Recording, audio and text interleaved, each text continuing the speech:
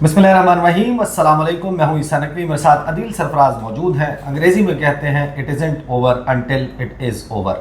आज 13 अक्टूबर है, दिन है इतवार का। और इतवार का दिन, वीकेंड्स जो हैं वो बड़े क्वाइट दिन होते हैं, ख़बरें नहीं होती, हंगामा खेजी नहीं होती। लेकिन गुज़श्ता कुछ अरसे से ख़ास तौर पर हम देख रहे हैं कि इतवार का दिन भी चैन नहीं होता, कुछ ना कुछ इस किस्म का चल रहा होता है।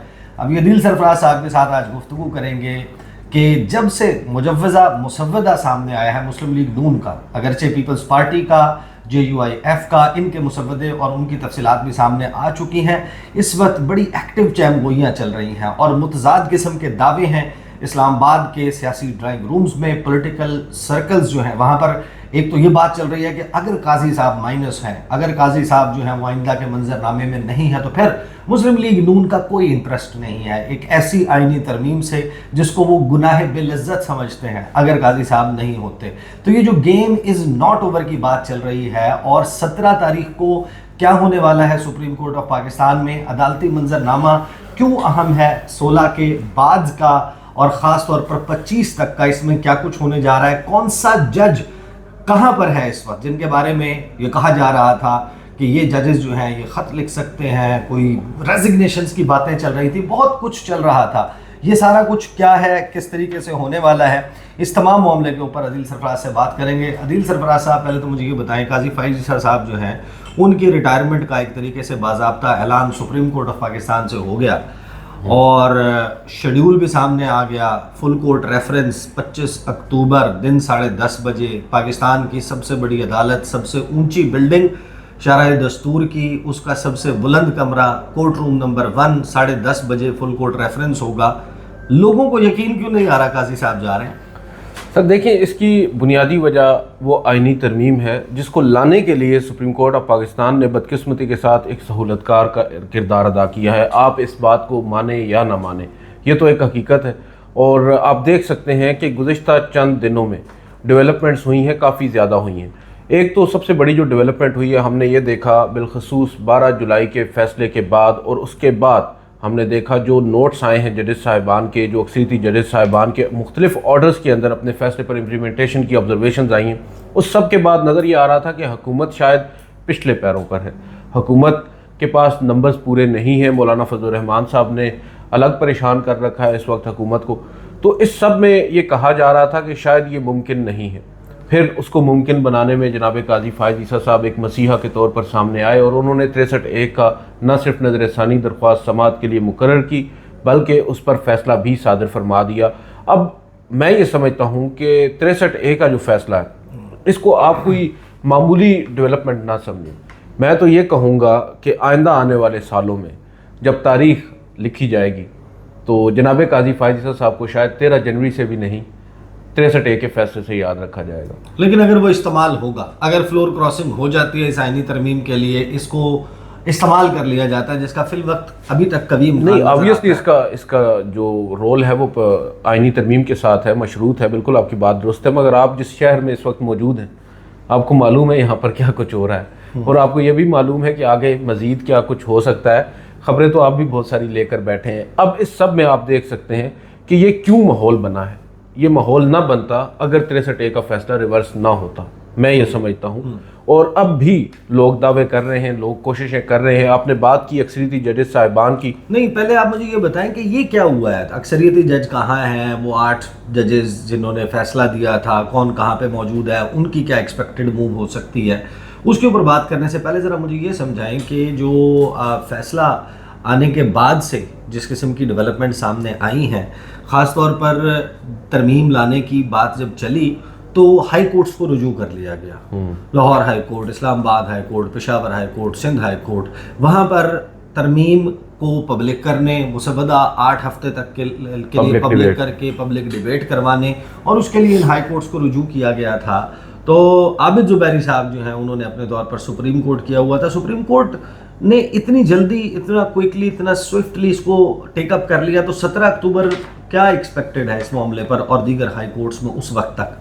सर 17 अक्टूबर ये तारीख ना होती अगर 3 दिन इस्लामाबाद में छुट्टी ना होती। ये मुकदमा कल ही यानी मंडे को समात के लिए मुकर्रर हो चुका होता। अब मसला यह है कि नेक्स्ट वर्किंग डे क्योंकि 17 बन रहा था, तो उस रोज़ उन्होंने समाअत के लिए मुकर्रर कर दिया, और ये बड़ी हैरान कन सी चीज़ है, बड़ी अनप्रेसिडेंटेड भी है। 15 को पेशावर हाई कोर्ट में गालिबन इसकी तारीख चले वो तो सर बात की बात है, वो तो बेशक आपको भी मालूम है, मुझे भी मालूम है। इस वक्त वाहिद एक पेशावर हाई कोर्ट है जिस पर बहुत से लोग तकिया किए हुए थे और बहुत से लोग खाइफ थे कि कुछ फैसला ना हो जाए। दूसरी जानिब मुख्तलिफ 5 हाई कोर्ट्स का आपने हवाला दिया, बड़ी एक अच्छी स्ट्रेटजी थी कि 5 हाई कोर्ट्स में पैरेलल एप्लीकेशंस फाइल की गई हैं, और बड़े नामवर वकला की जानिब से जो प्रोफेशनल लॉयर्स हैं, बैरिस्टर सलाहुद्दीन हैं, फरिया अजीज़ हैं, और इसी तरह इस्लामाबाद के मुस्तफ़ा नवाज़ खोकर साहब, मुख्तलिफ दरख्वास्तें आई सामने। हुआ ये कि पाकिस्तान के आप कह सकते हैं तहरीक इंसाफ तो नहीं, पाकिस्तान बार कौंसिल के 6 अरकान जो थे जिनको लीड कर रहे थे आबिद ज़ुबैरी साहब, उन्होंने एक दरख्वास्त सुप्रीम कोर्ट में दायर की। अच्छा, अब बहुत से लोगों को इस बात का मालूम नहीं है कि उस दरख्वास्त के ऊपर एतराज़ात आयद हुए थे अदालत की जानिब से, रजिस्ट्रार ऑफिस की जानिब से। उन एतराज़ात के अगेंस्ट अपील हुई या ना हुई ये अभी तक मेरे इल्म में नहीं है, क्योंकि मैंने कोशिश की है पता लगाने की, हम तक ये बात नहीं पहुंची थी। अब जो चैम्बर अपील चले मान लिया हो गई, ऑब्वियसली एक रिवायत है ना कि होनी ही होती है, अगर एतराज़ात आयद हो जाए तो चैम्बर अपील दायर की जाती है। वो चैम्बर अपील चैम्बर में क्यों कर समाअत के लिए मुकर्रर नहीं की गई, ये सबसे बड़ा सवाल है।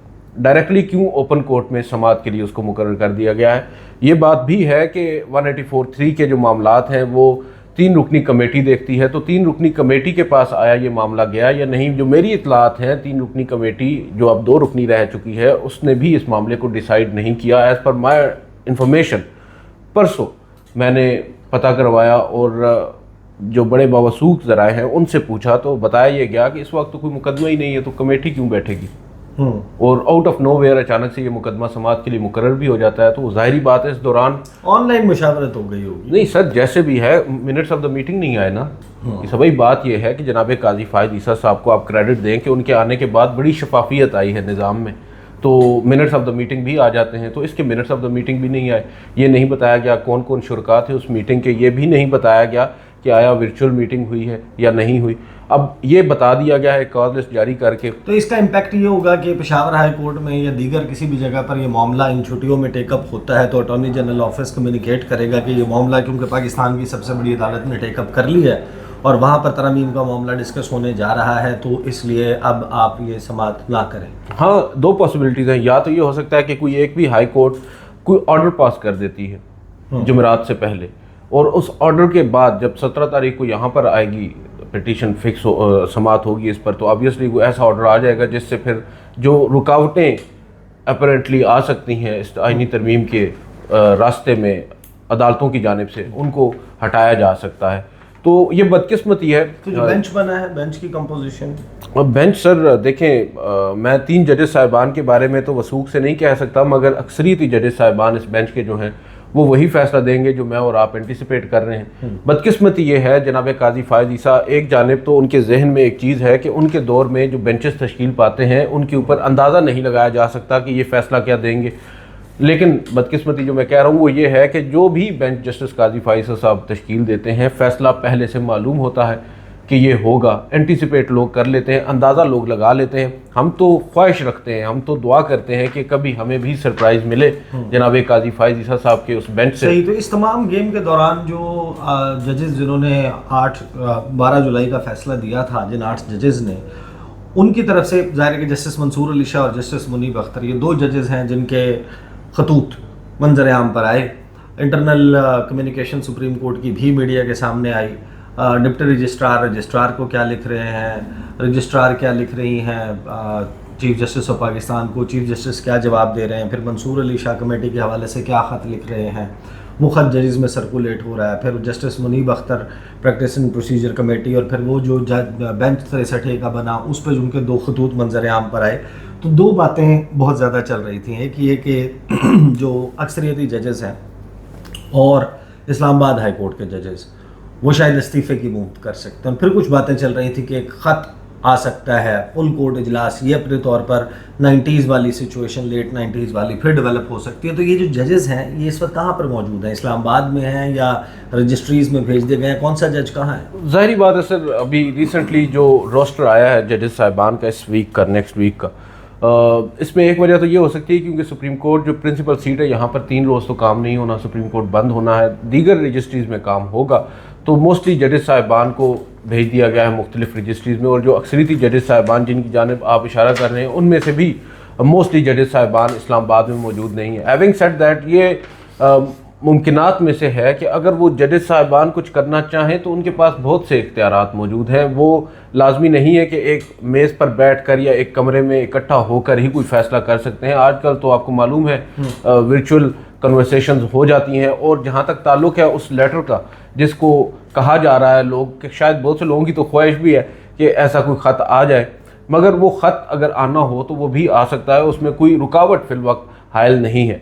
जहाँ तक ताल्लुक़ है उन 8 या अक्सरिती जजेस साहिबान का जिनकी तादाद अब बताई जा रही है 8 से काफ़ी ज़्यादा है, अगर वो यहाँ पर आकर भी कुछ नहीं करते तो शायद वो अपने साथ भी ज़्यादती करेंगे और अपने इदारे के साथ भी ज़्यादती करेंगे। ये अब सुनवाई या ये शुनीद जो है हमें अदलिया के अंदर से मिल रही है। जो बात वकला कर रहे हैं वो यही कह रहे हैं कि भाई आप पॉलिटिकल पार्टीज़ जो हैं उनके अपने अपने नरेटिव्स हैं, हर पॉलिटिकल पार्टी ने अपना पॉइंट ऑफ व्यू जो है उसको बयान करना है या अपने मफादात का तहफ़्फ़ुज़ करना है, अपने वोटर्स का मफादात का तहफ़्फ़ुज़ करना है। जहाँ तक ताल्लुक़ है एक आइनी इदारे का, सुप्रीम कोर्ट ऑफ पाकिस्तान का, तो आपने अदलिया अपने एक बतौर एक जज के आपने हल्फ उठा रखा है, तो आपने उसको भी प्रोटेक्ट करना है अपने इदारे को। एक जानिब जस्टिस काजी फ़ैसल साहब पर हमारे जजेस साहिबान निजी महफिलों में ये तनकीद तो करते हैं कि इन्होंने अदलिया को कमज़ोर किया है, मगर दूसरी जानिब इन 8 जजेस या अक्सरिती जजेस साहिबान पर भी अब बात होने लग गई है कि भाई आप लोग क्या कर रहे हैं, आप भी तो खामोश हैं, आपने अभी तक किया क्या है अमली तौर पर। आप कम से कम कोई एक सिग्नल तो दें कि आप इस पूरे प्रोसेस को जो अमल हो रहा है, किसी जज ने अभी तक नोट नहीं लिखा, आपकी नज़र से अगर गुजरा हो तो मुझे तो नहीं कम से कम नज़र आया किसी एक जज ने, जो हमारी नज़र में बड़े अपराइट जजेस साहिबान हैं, किसी ने नोट नहीं लिखा कि इस्लामाबाद में इस वक्त हो क्या रहा है। बुनियादी इंसानी हकूक़ की जो दरियाँ बिखेरी जा रही हैं उसके ऊपर तमाम तर जजेस साहिबान खामोश हैं।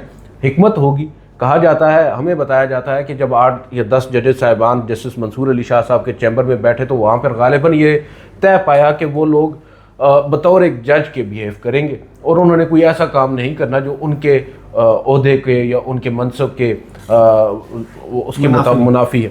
लेकिन बात यह है कि आपने बुनियादी इंसानी हकूक़ को प्रोटेक्ट करने के हवाले से ओथ ले रखा है, आप इस मामले के ऊपर खामोश तो नहीं रह सकते। हमें मालूम है खुद नोटिस का इख्तियार आपके पास नहीं है, मगर एक कलम भी आपके पास है, एक कागज़ भी आपके पास है, एक नोट तो पुट कर ही सकते हैं। गेम और हम ये नहीं कह रहे कि आप पब्लिक करें, हम ये कह रहे हैं कम से कम हम हो सकता है मार्जिन ऑफ एरर आप दे दें। काजी फैसल साहब कहें कि मुझे तो कभी किसी ने कहा ही नहीं, जाहिर बात है वो तो ऊपर बैठे, उन्हें नज़र नहीं आ रहा ना कि इस्लामाबाद में क्या हो रहा है। काजी साहब को तो फिंगर्स आर क्रॉस्ड। सूरत हाल इस वक्त ये है कि 3 मुजव्वज़ा मुसव्वदे जो है वो सामने आ चुके हैं। पाकिस्तान मुस्लिम लीग नवाज़ का मुसव्वदा जो है उसमें बहुत कुछ मौजूद है। उसमें सदर के पास इख्तियार होगा जजेस को ट्रांसफ़र करने का, जजेस की अकाउंटेबिलिटी का मैकेनिज़्म क्या होगा, तौहीन अदालत और तौहीन आइनी अदालत जो है उसके मामला मौजूद है, जजेस की अपॉइंटमेंट का तरीक़ाकार मौजूद है, वफाकी आइनी अदालत मौजूद है, और उसकी एज लिमिट भी ऐसी मौजूद है जिससे ये सवाल पैदा हो रहा है कि शायद काजी फैसल साहब जो हैं उनकी गेम इज़ नॉट ओवर। साथ में 3 जजेस का पैनल और उसमें से चूज़ करना, ये चीज़ें भी शामिल हैं। पीपल्स पार्टी के मुसव्वदा जो सामने आया है उसके नुकात जो हैं वो मिलते जुलते ज़रूर है मुस्लिम लीग नवाज़ से, लेकिन उसमें काजी फैसल साहब जो हैं उनकी गेम जो है वो नज़र नहीं आती कि उनका कोई चांस बन सकता है। और उसके बाद है पाकिस्तान की एक और सियासी जमात जो पहले कहीं और खड़ी होती थी, JUIF, उनका जो मुजव्वज़ा मुसव्वदा है उसमें है आइनी बेंच, उसमें आइनी अदालत मौजूद नहीं है, उसमें 65 साल से ऊपर जो है वो जज जो है वो नहीं रह सकता, उसका एज लिमिट उस तरीके से मौजूद नहीं है। तो अभी इन तीनों में से ही कोई मामला होना है और 17 के बाद इस तमाम मामले के ऊपर गेम बड़ी इंपॉर्टेंट है। शुनीद यह है कि 18 तारीख को काबीना जो है उसमें पेश कर दिया जाएगा फाइनल जो प्रपोज्ड मुसव्वदा होगा, और 19 तारीख को कभी इम्कान है कि सेनेट ऑफ पाकिस्तान में कौमी असम्बली में वोटिंग होगी। नंबर गेम के हवाले से अभी अदील सरफराज ने भी तस्करा किया कि आपके पास बड़ी ख़बरें हैं, तो वो ख़बरें जो हैं बड़ी हद तक मैच्योर हो गई हैं। इंशाल्लाह आने वाली वीडियो में कुछ सरप्राइजिंग किस्म की इन्फॉर्मेशन मैं आपके सामने मैं सामने आपको बता दूं जी कि जो रोस्टर 21 से 25 वाला है, जो जनाब काजी फैसल साहब के बतौर चीफ जस्टिस आखिरी हफ्ता होगा काम करने का, Chief Justice of Supreme Court, जी, अभी तो चीफ जस्टिस ऑफ पाकिस्तान है ना हाँ, सर, अभी तो तरमीम नहीं हुई, तो वो तमाम जजेस साहिबान जो हैं 19 के 19 वो सुप्रीम कोर्ट में इस्लामाबाद प्रिंसिपल सीट पर मौजूद होंगे। सारे जी मौजूद होंगे। देखते हैं जनाब, बड़े इंटरेस्टिंग टाइम्स अहेड। अब तक के लिए इतने ही। मुझे और अदील सरफराज को इजाज़त दीजिए। अल्लाह हाफ़िज़।